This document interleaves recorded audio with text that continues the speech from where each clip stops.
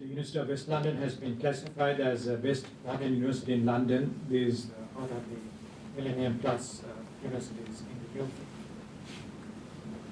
ANC, by entering into a partnership with the University of West London, seeks to advance knowledge, helps to transform lives, and help you and others to change your organizations.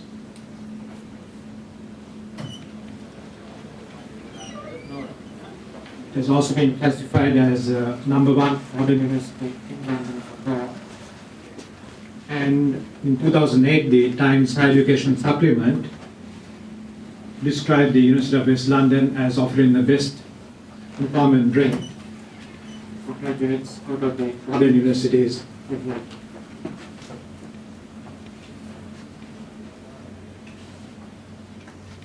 ANC, as you know, has been offering a number of undergraduate programs over a long period of time.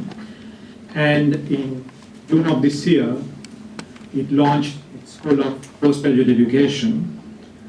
And the Vice Chancellor and Dean of the Law School and the head of the School of Marketing were here for the launching ceremony which took place in this hotel.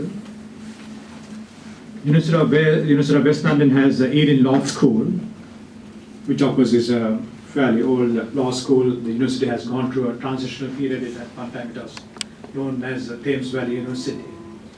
Apart from the law school, there's also the West London Business School, and after I make my presentation, Irandi, who's seated over there, will talk about some of the MBA and MA and MSc programs which will be offered from January next year.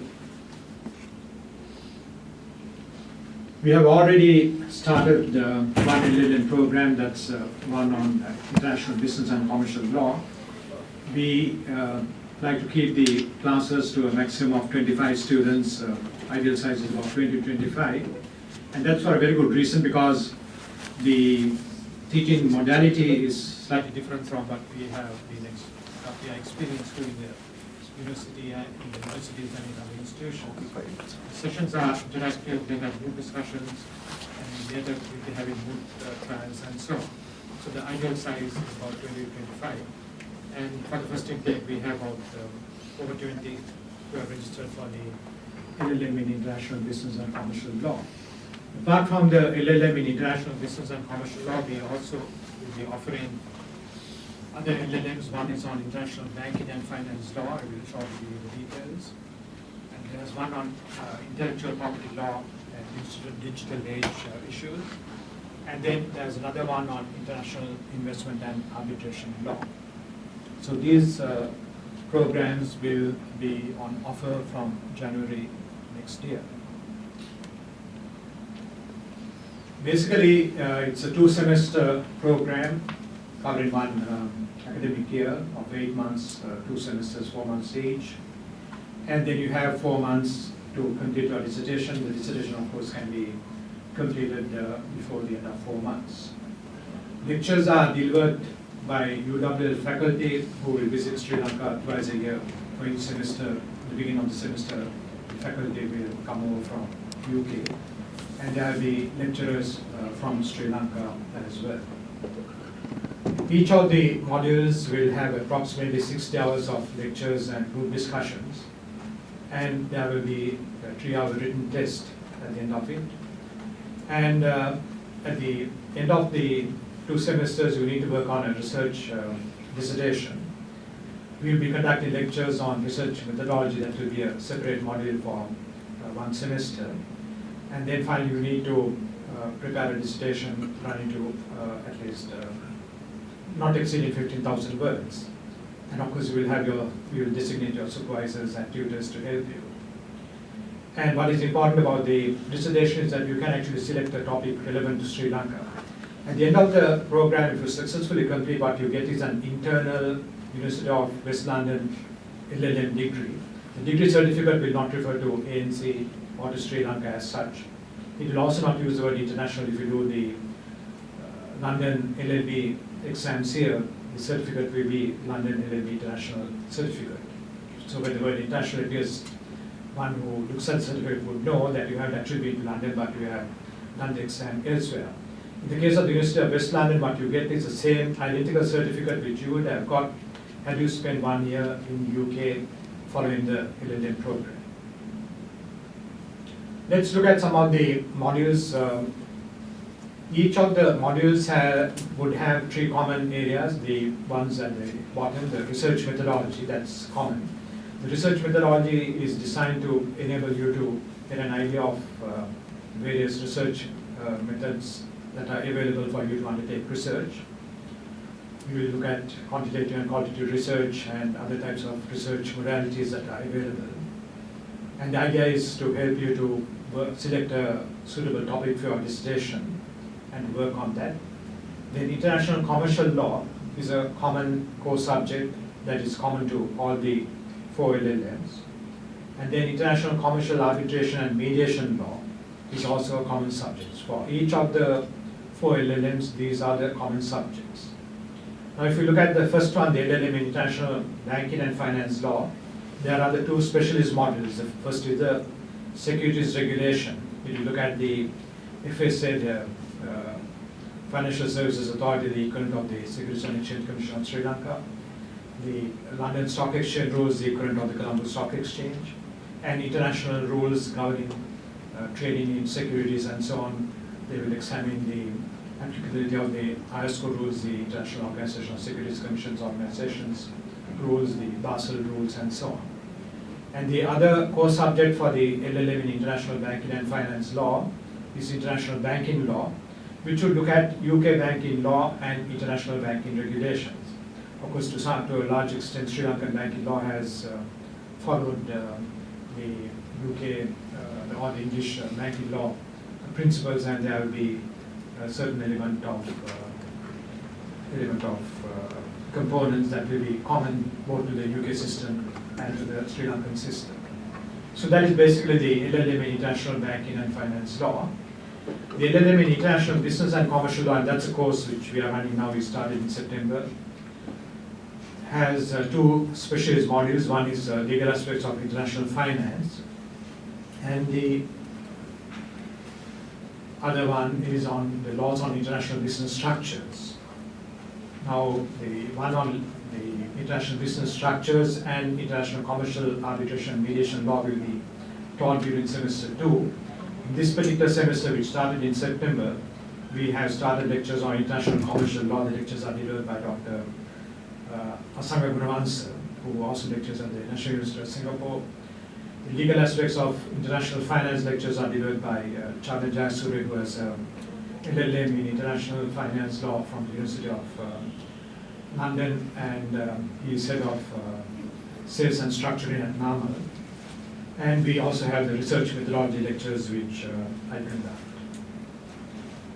So as I mentioned earlier, the last few subject areas are common to all 4 LLMs. If you look at the one on international investment law and arbitration, international investment law will be one of the specialist subject areas. The other one will be public international law. And this is an area that is of increasing importance to Sri Lanka after the end of the trade accord war. As you know, many foreigners are looking at Sri Lanka for possible investments. The BOI is also being revamped, and they are trying to streamline procedures. And as you know, there are several large foreign fund managers and investors who are already invested in Sri Lanka. Arbitration is also an important subject area. Sri Lanka is now in the process of setting up an international arbitration center here at the World Trade Center. In Asia, we have international arbitration centers in Singapore and in China. And the Honorable Minister of Justice is keen that Sri Lanka should emerge as another important venue for international arbitration, so that even if there's arbitration that doesn't involve a Sri Lankan company or the Sri Lankan government, but involves 2 other parties, they can decide to have the arbitration proceedings in Sri Lanka. So basically what will happen is that we will have a state-of-the-art center in the heart of Colombo, offering facilities to conduct arbitration proceedings. And obviously any such institution would need to have staff with postgraduate qualifications in investment law and arbitration, and there is a growing demand for the LLM in that area. The other LLM which will be offered from January is the LLM in International Intellectual Property Rights and International Commercial Law. one of the major components will be the commercial intellectual property law, which will cover basically the copyright, patents, and trademark laws. And the other one will be intellectual property law in the digital age, looking at cybercrime, e-commerce, mobile methods for commercial transactions, and so on. Now, both these LLMs, as I mentioned earlier, will have the international commercial law, research methodology, and international commercial arbitration and mediation law as common subjects. Then, of course, at the end, we will have to produce a dissertation. An important thing to remember about the dissertation is we can select a topic relevant to Sri Lanka, even though you are getting a British degree, internal degree from the University of West London, you can actually select a topic relevant to Sri Lanka, or do a comparative study. For instance, if you take security, insider dealing, you can make a comparative study of insider dealing here in Sri Lanka and in the UK. Or else, if you want, you can focus on banking secrecy laws of Sri Lanka. So that's a disadvantage which you get if you do it here. Whereas if you go to UK, they may not allow you to do a dissertation on Sri Lanka or Nigeria or any other country, unless of course they can find a supervisor to help you with the dissertation. So that's a distinct advantage in doing the University of West London LLM here rather than going to the UK. So as I mentioned earlier, one of the unique benefits is the opportunity to obtain an internal LLM degree from British University. Whilst being based here, there's no requirement to go and spend any time in the UK. And by studying the legislation pertaining to the United Kingdom, the European Community, and the international law principles that apply, that would certainly help you with negotiations with foreign clients and businesses. And it will also enhance your employment opportunities with international organizations and with multinational firms. In addition to providing the traditional method of lectures and so on, we will be providing opportunities to network with industry and legal practitioners. And the method which we have followed so far is to have additional optional guest lectures on Sri Lankan law, covering different aspects. We have had lecturers like Dr. Jayasuriya speaking on banking law. We have had Dr. Harsha Kabra, President's Counsel, to talk about trademarks law. And Ms. Marina Fernand, who was the Deputy Director General of the Securities and Exchange Commission, gave a presentation on the stock market and the SEC and the applicable rules. So in addition to acquiring knowledge on UK law and international law, you will, by attending the guest lectures, will be in a position to acquire additional knowledge about Sri Lankan legal aspects. So these are additional bonus, you don't need to pay extra for that. And this is something that is unique about this LLM program, because if you do the other LLM programs that have been offered by local institutions, the focus will be mainly on Sri Lankan law. Here you will be exposed to Sri Lankan law, UK law, international law, and European community law. You will have access to UK and international legal materials through online e-books. The University of West London has what is called a blackboard that enables you to have access to their PowerPoint presentations. So week by week, what we will be doing here will be to mirror what's been taught in the UK. For instance, next week, if you fly into London, and the University of West London is quite close to the Heathrow Airport, and you walk into the law school and attend a lecture on commercial law, you will find that it is an identical lecture that would have been delivered here in Colombo. So we mirror week by week what is being taught there.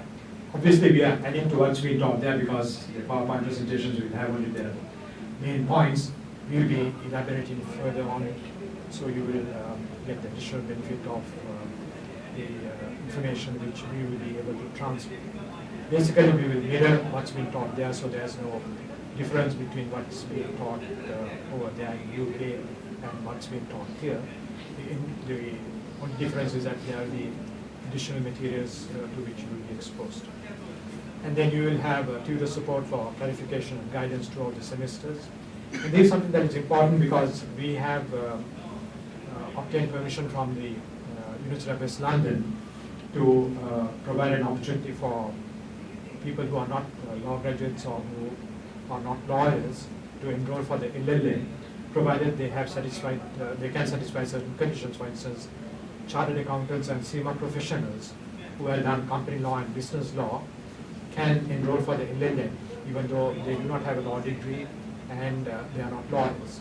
And as far as we are aware, this is the first LLM which enables non-lawyers to enroll for the LLM, and for the current course we have chartered accountants, we have the SEMA professionals, we have IT graduates who have done as one of the subjects in legal area of relevance. These, of course, will be reviewed on a case-by-case basis. Your practical experience after graduation or getting a professional qualification will also be taken into account. And we have a local tutor available throughout to help particularly those who do not have a background in law, for them to get additional assistance if they need to clarify any particular point. The Blackboard is the market leading virtual learning environment software used worldwide in higher education institutions. All university courses and modules are automatically created using this particular platform. And university student entitlement states that all key courses information, including module study guides, PowerPoint presentations, and assessment criteria will be made available through the West London online system. And even your tutorials have to be uploaded to the system, and then your marks can, and the comments of the lecturers can be seen by accessing the Blackboard. Admission requirements, anyone with a recognized law degree or anyone who has been admitted to the bar in a recognized jurisdiction can get admission. And then holders of postgraduate academic or professional qualifications, if you have an MBA, or if you're a chartered accountant or SEMA professional, where you have done some legal subjects with a minimum of 2 years experience, then you can be considered. We are in the course of having discussions with the University of London with regard to non-law degree holders who would complete a conversion course, which hopefully will begin in February 2013, and probably later on we'll give you more details about that particular program once that has been validated by the British authorities. So that means a person who has a degree, say, in economics, sociology, and politics may want to do the LLM, in which case we probably arrange for the person to follow a 4-month-long conversion course, and after successfully completing the conversion course, could seek admission to the LLM. Ilandi, I think we'll deal with this particular slide later on. I just want to draw your attention to the fact that we do a lot of case studies as part of the teaching modality. Let's briefly look at this particular case study which we have actually done with the present group of students. It says that you are a consultant specializing in the field of advising companies and multinational companies on anti-fraud measures and corporate governance. You have a client who has acquired what is called a Good Health Hospital in a foreign country. Now, shortly after the hospital was acquired, the new owners, your clients, realized that the due diligence report that had been submitted to them had contained many inaccurate details and assessments. And then they had also discovered that the hospital which they had bought at great expense had apparently been run by a group of people who had successfully managed to operate many fraudulent schemes and had in fact influenced the firm of management consultants whom you had commissioned to do the due diligence study before you acquired the hospital. Now, you have been given a very peculiar type of assignment. Your assignment is to explore the vulnerabilities of the systems within the hospital and the control systems within the hospital that would enable the staff and their friends to continue to come in with impunity what could otherwise constitute fraud or irregular or bad practice. And then you are required to recommend from a good corporate governance perspective corrective action. Now let's look at some of the strange facts about this hospital. The first is that the hospital is reimbursed by the state 80% of the expenditure incurred on behalf of patients below the poverty line. So that means that any patient who comes and says, well, my income level is below the accepted poverty line, the state will reimburse whatever expenses are incurred by the hospital. Another thing that is very unique about this hospital is that the hospital has an arrangement whereby a state insurance company undertakes to guarantee the payment of bills by patients who have taken health insurance cover. So anyone who has taken health insurance cover through the state insurance company, the hospital will, hospital's bills will be paid. The third thing which is a bit bizarre is that the CEO of the hospital chairs the tender committee for the procurement of equipment and drugs. And the other two members on the tender committee are non-medical members, even though their task is to recommend the purchase of equipment and drugs. And the fourth fact is that the firms that provide the security services, company secretarial services, and internal audit functions all belong to a group controlled by the previous majority shareholder, whose son continues to be the CEO of the hospital. So obviously there's a conflict of interest there. The next one is that senior resident as well as visiting medical specialists enjoy unusually generous fringe benefits. They are entitled to receive a commission according to the tests performed, the surgeries conducted, and the drugs prescribed and procured through the in-house pharmacy. So the more drugs that are prescribed by the doctor, the higher is the commission the doctor would get. Then the hospital maintains a good working relationship with leading politicians, law enforcement officers, and the media. And they offer a special discount to holders of the card which they have issued, that is called the Good Health Privilege Card. So if you are the holder of a Good Health Privilege Card, you get a good discount. And the hospital maintains a good working relationship with influential people. And next one is also somewhat bizarre. Inpatients whose death has occurred within the hospital are provided subsidized embalming services through a special arrangement with a private firm of undertakers. So if you know that someone is going to die, it's always better to admit that person to that hospital because the embalming costs would substantially come down. Next one is that hospital records are shared with a private firm through an outsourcing arrangement, and representatives store the data on a daily basis using laptops, and in-house computers are replaced frequently. So that means your data is stored on a laptop on a daily basis, and the in-house computers, presumably the desktop computers, are replaced frequently for some weird reason. Directors meet on a quarterly basis, and the chairman of the board claims that he generally runs the hospital more on the lines of a benevolent family company. And finally, the audit committee is chaired by the CEO and has been meeting infrequently. So we have done this exercise from two perspectives. We have looked at it from the point of view of fraud. And some of these exercises have come up with interesting results. For instance, there have been various working groups that have identified 16 different frauds for which these people could be charged.